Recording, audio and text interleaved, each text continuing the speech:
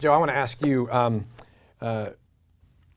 where do you start when you got a really big book? I'm thinking about Anna Karenina. This is one of these books that our students run into, and I mean, it's the longest yeah, that we read. They should use it to hold open their garage door, but they're assigned to read it, not only to read it, but actually to come to some kind of understanding of it. Where do you start? Well, I actually had the luxury of reading it just this last semester.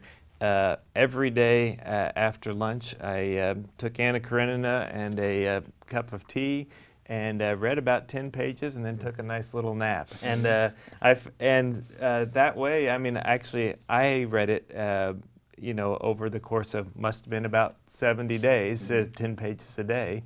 And that proved to be an excellent way to read it. And so if you think of it like right now, there are all these television shows that have kind of serial stories over 7 seasons or something like that. And you think, and that's how actually the novel itself, it was published in parts. And so each part is, that's one of the great things about this novel. Every 10 pages was satisfying. And so you can read it slowly like that and let it build up cumulatively over a long period of time. What was satisfying about it? It's interesting too. My guess is that even the nature of the genre is such that it invites adjectives like satisfying. When I read, I love theology, and it has a certain kind of satisfying character to it, but I don't think I first think, oh, that was great. I think why I say that is because I mean, both there's just the beauty of the prose, but also just particularly the psychological characterization. You just dive into a little slice of life and you say, that is how it is. That's me. That's the person I know. And so each 10 pages has insight into it. Whereas in other books, you think like you need to read this 100-page stretch to really get the payoff for what you've been introduced to in these 10 pages. And there is payoff as you go through the novel, but there's also there's a payoff. And for me, one of the things in particular was I would recognize myself in characters, and I'd think, wow, do I do that? That's something I need to address even spiritually. I mean, it strikes me. It's funny that you talk about the joys of reading 10 pages at a time. I find almost without exception when I'm reading literature, if I read 10 pages at a time, I think back, that was kind of a lame book. And if I read it in big swaths, if I'm able to devote big chunks of time, I love it. So it's interesting. Di, do you have a sense that with is it these little episodes that make the novel, whether it's Anna K or others? Is it the large scope? I mean, how do we get at it? Anna K, I think, is particularly suited to that kind of reading. I've read it in a similar way, but I tend to gorge on books. I tend to read them in rushes, and I can't put them down, and I ignore the children and things like that until it's over. With Anna K, the way that it is paced and oriented, you get 10 pages on Anna, but then you get 10 pages on Dolly, her sister-in-law, and then you get 10 pages on Kitty, and maybe another 10 pages on like her parents' marriage. It really just sort of slowly and gently moves you around this whole set of inner relationships in this very small community, and it leaves no one untouched. Joe was just telling me about apparently there's even a point of view passage for one of the dogs in a hunting scene. He does it from different points of view, and so this person said he's so accomplished at just letting you see things through people's point of view. You probably didn't even notice the pages that were written from the dog's point of view. And I thought, that's right. I had to go back and look during that hunting scene.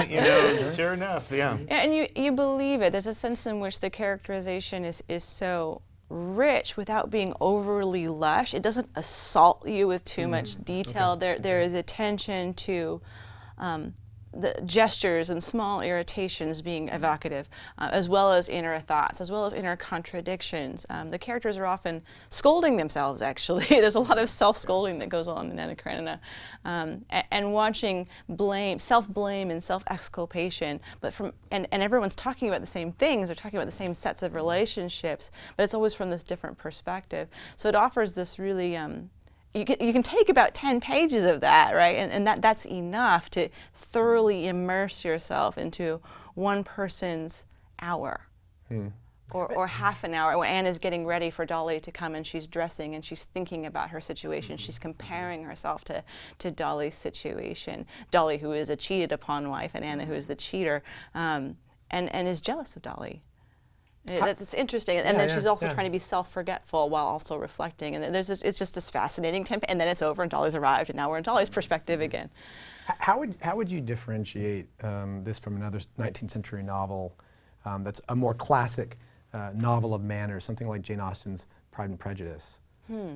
So because what I'm hearing you all commend the psychological realism, even the way that this is a certain kind of novel of manners, but intuitively I think, boy, they share the same century and the same genre technically, but they feel worlds apart to me. Yeah, I mean, Jane Austen is quite worlds apart, just in terms of England versus Russia. I mean, that's a gigantic difference. I think the biggest difference from my perspective is Jane Austen, and she's doing something that borders more closely to satire, so that when someone is self-revealing, they're doing it by sort of like a diagnostic. They're coming to a moment of almost dispassionately looking at themselves, and then the feelings that they have about it are kind of on this side. And that's my reading often. Whereas, and Austen allows you, because she has that distanced narrative voice, who is always commenting on things. The character is not someone who you're getting immersed in. Whereas with Tolstoy, you are immersed in their perspective. So much so in the final scene where Anna is committing suicide, you begin to stop hearing any voice but hers, and her voice is confused, maddened. She even is half aware of that, but you just completely lost in the perspective. That never happens in Austen. In Austen, you're always watching, because Austen is always watching, but Tolstoy is feeling.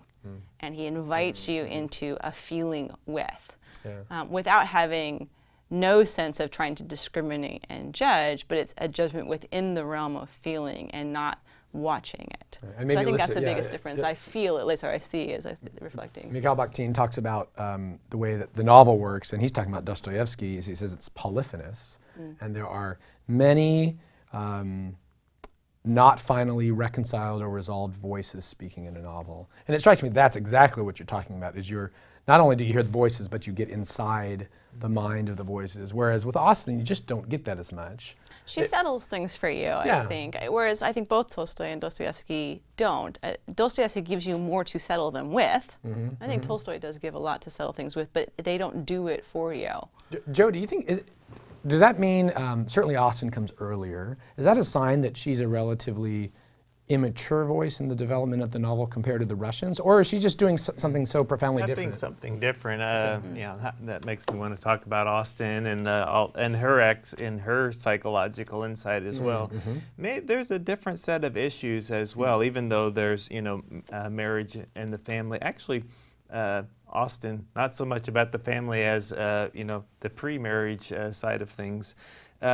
It struck me this time reading too, though, that there is a profound meditation in Anna Karenina on just what gives life meaning, but maybe more why should we try to do things? Why should we try to be good? And part of that is against the background not only of the Anna and Levin are very focused on their own impending death, that they are temporal people, but also there's the idea of basically Darwinian naturalism comes up explicitly in the book as a big question for why should we go on trying to be good in the face of what modern science, and modern science is a science that comes between Austen and Tolstoy. And nihilism as well. I think Austen simply is not, as you were saying, she's not dealing with a world in which moral codes have been undercut. She's dealing with a world in which moral codes are sometimes hypocritically, but very rigidly enforced. Right? It's a big problem that Lydia ran off with Wickham. It's a big problem for the rest of their lives, unless they can kind of save it by getting married a little after the fact. That world exist in a totally different way with respect to Anna and Vronsky. So it is a problem that they're trying to live a normalized life together when it's actually an adulterous life. That's a problem, but it's only a problem with respect to people who won't accept socially that. But everyone is saying, well, yeah, I would do that too, but I just wouldn't do it in the sold out way that you're doing it. You're going a little too far. Can't you just have it on the side like the rest of us? That doesn't exist in Austen. In that sense, Anna and Vronsky are more honest than much of the social world of St. Petersburg. And I wonder if there's a bit of a mandate for contemporary novelists today, in the sense that, well, all the more so now, we can't take for granted these strict and transcending moral structures. If we can't do that in our novels, and therefore write an Austen, maybe what we can do is talk about the course of moral decisions that are made, and allow that kind of moral empiricism to tell us something of the world. The Torrey Honors Institute at Biola University. Biblically centered, great books, liberal education. More at biola.edu/Torrey.